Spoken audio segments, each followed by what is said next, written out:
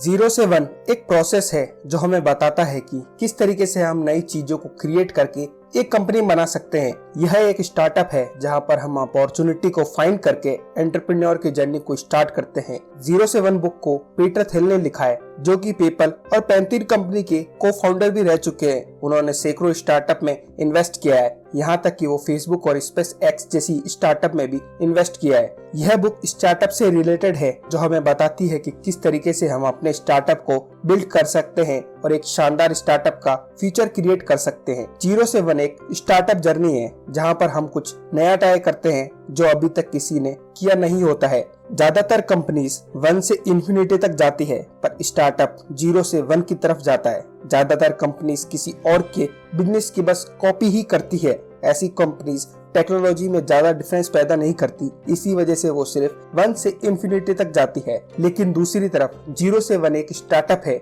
जो वो करना चाहते हैं जो अभी तक किसी ने नहीं किया है, वो आइडिया जो अभी तक एग्जिस्ट ही नहीं करता है। जीरो यानी कि कुछ भी नहीं, वहां से एक तक जाना, मतलब कि एक ऐसा आइडिया जो एग्जिस्ट करता है, जैसे कि PayPal, Facebook, Instagram, Google, OYO, Paytm etcetera. ये सब कुछ एक स्टार्टअप थे। इनकी वजह से फ्यूचर में एक डिफरेंस आता है। पीटर कहते हैं कि जीरो से वन हम एक टेक्नोलॉजी की तरफ बढ़ते हैं, जबकि वन से इन्फिनिटी तक हम ग्लोबलाइजेशन की तरफ बढ़ते हैं। टेक्नोलॉजी से हम आने वाले फ्यूचर में रिच हो सकते हैं, जबकि ग्लोबलाइजेशन से रिच होना मुश्किल है। आगे बढ़ने से पहले मेरी एक छोटी सी रिक्वेस्ट है कि अगर आपने अभी तक चैनल को सब्सक्राइब नहीं किया है तो प्लीज चैनल को सब्सक्राइब कर लीजिए, ताकि हम ऐसे ही नॉलेजेबल कंटेंट आप तक लेकर आ सके।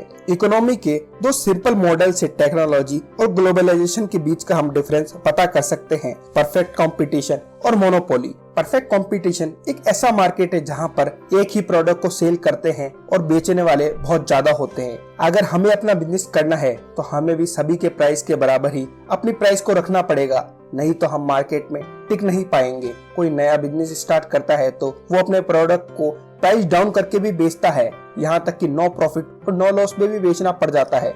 जैसे कि एयरलाइन बिजनेस, यहाँ पर मिलियन पैसेंजर होते हैं लेकिन इनका प्रॉफिट बहुत ही कम होता है, क्योंकि ये कॉम्पिटिटर के कंपेयर करके अपनी प्राइस को डिसाइड करते हैं। दूसरी तरफ मोनोपोली, जहाँ पर फर्म जिस भी प्राइस में चाहे अपने प्रोडक्ट को सेल कर सकती है, वो अपने प्राइस को डिसाइड कर सकती है, क्योंकि यहाँ पर कोई भी कॉम्पिटिटर नहीं होता है। मोनोपोली का एग्जांपल हम गूगल से ले सकते हैं, जो कि जीरो से वन तक गया हुआ है, एक स्टार्टअप ही है। आज इसके आसपास भी कोई कॉम्पिटिटर नहीं है। हर स्टार्टअप यूनिक तो होता ही है, जो किसी न किसी प्रॉब्लम को सॉल्व करता है। मोनोपोली में कोई कंपटीशन नहीं होता है और सारा मनी क्रिएटर को ही मिलता है, जबकि दूसरी तरफ कंपटीशन, जिसका साफ मतलब है कि आपको सर्वाइव करने के लिए हमेशा स्ट्रगल करना पड़ेगा। ज्यादातर लोग कंपटीशन को हमेशा ही हेल्दी मानते हैं, लेकिन हमें कंपटीशन को अवॉइड करके मोनोपोली वाले बिजनेस को क्रिएट करना चाहिए। कई बुक्स भी आपको यही सजेस्ट करेगी कि कंपटीशन हमेशा ही अच्छा होता है और अपने बिजनेस को इम्प्रूव करने में हेल्प करता है,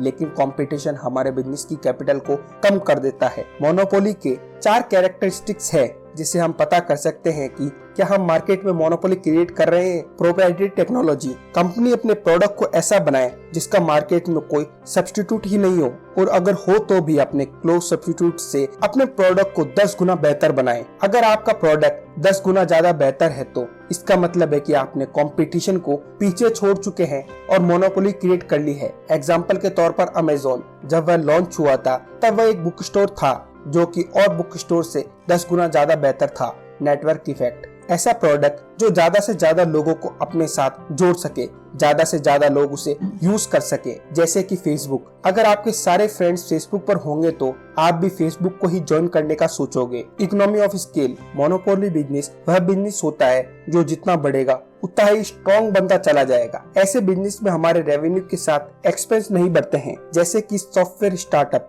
जहां पर आप एक सॉफ्टवेयर को बनाने पर एक्सपेंस करते हो और उसके बाद अगर आपको सेल्स को बढ़ाना होता है तो बस आप उस प्रोडक्ट की कॉपी क्रिएट कर लेते हो, जिसकी कॉस्ट लगभग 0 होती है। ब्रांडिंग, कंपनी की मोनोपोली उसके ब्रांड से भी होती है, जैसे कि एप्पल कंपनी की ब्रांडिंग की हेल्प से भी हम मोनोपोली क्रिएट कर सकते हैं। इन 4 कैरेक्टरिस्टिक से हम अपनी कंपनी की मोनोपोली क्रिएट कर सकते हैं, लेकिन हर स्टार्टअप स्टार्टिंग में स्मॉल ही होता है। हमें पहले स्मॉल मार्केट पर फोकस करना चाहिए और उसके बाद उसे धीरे धीरे बड़े लेवल पर स्केल करना चाहिए, जैसे कि जेफ बेजोस ने अमेज़न स्टार्ट करते वक्त किया था।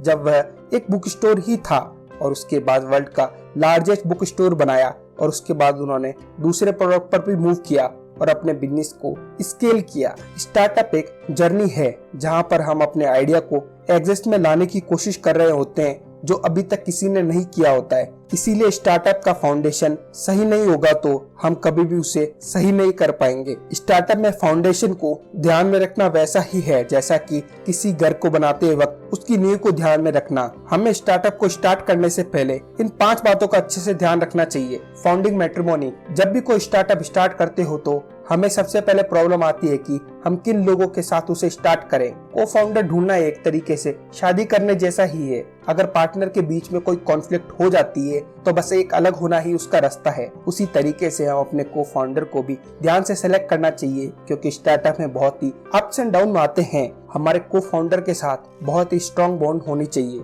Ownership, position and control. Startup में सभी को अपने ओनरशिप, पोजीशन और कंट्रोल का पता होना चाहिए। ओनरशिप जो लीगली उस कंपनी की इक्विटी को रखेगा। एक स्टार्टअप में फाउंडर, एम्प्लॉइज और इन्वेस्टर को ही ओनरशिप अलॉट होती है। पोजीशन जो कि कंपनी को डे टू डे बेसिस पर रन करता है। कंपनी में मैनेजर और एम्प्लॉइज पोजीशन को एंजॉय करते हैं। कंट्रोल जो कंपनी के अफेयर्स पर गवर्न करता है। ये बोर्ड ऑफ डायरेक्टर्स, इन्वेस्टर्स और फाउंडर देखते हैं। ऑन द बस और ऑफ द बस। स्टार्टअप का एक जनरल रूल है कि जो भी आपकी कंपनी में इन्वॉल्व है वो फुल टाइम होना चाहिए। कुछ केसेस में हम बाहर से भी हायर कर सकते हैं जैसे कि लॉयर और अकाउंटेंट। फुल टाइम एम्प्लॉय हमेशा ही कंपनी में वर्क करने के लिए सीरियस होंगे। वो कभी भी कंपनी को मिसगाइड नहीं कर सकते हैं। Cash is not king. हमेशा एक स्टार्टअप में सीईओ और फाउंडर को सैलरी बहुत ही कम लेनी चाहिए क्योंकि स्टार्टअप हमेशा इनिशियल स्टेज में होता है तो हमें अपने एक्सपेंस को बहुत ही कम रखना होता है। अगर कोई सीईओ कंपनी में अपनी सैलरी को बहुत ही ज्यादा हाई रखता है तो इसका मतलब है कि वो अपने स्टार्टअप में बिल्कुल ही पैशनेट नहीं है, उसे बस सैलरी से मतलब है। Vested interest. स्टार्टअप को कभी भी किसी को हाई सैलरी पे नहीं करनी चाहिए। आप सैलरी की जगह अपनी कंपनी की इक्विटी शेयर दे सकते हैं जिससे सभी अपने वर्क को लेकर और ज्यादा पैशनेट और सीरियस होंगे। आपको सभी लोगों को एक जैसे शेयर भी नहीं देने हैं क्योंकि सभी का टैलेंट और रेस्पॉन्सिबिलिटीज अलग होती है। इन सभी बातों का ध्यान आपको एक स्टार्टअप को स्टार्ट करने से पहले ध्यान रखना चाहिए। आप मुझे कमेंट करके बता सकते हैं कि आपको अगली समरी किस बुक की चाहिए। अगर आपने अभी तक चैनल को सब्सक्राइब नहीं किया है तो प्लीज जाकर चैनल को सब्सक्राइब कर लीजिए और बेल आइकन को दबाना मत भूलिएगा। वीडियो को लाइक करें, शेयर करें। धन्यवाद।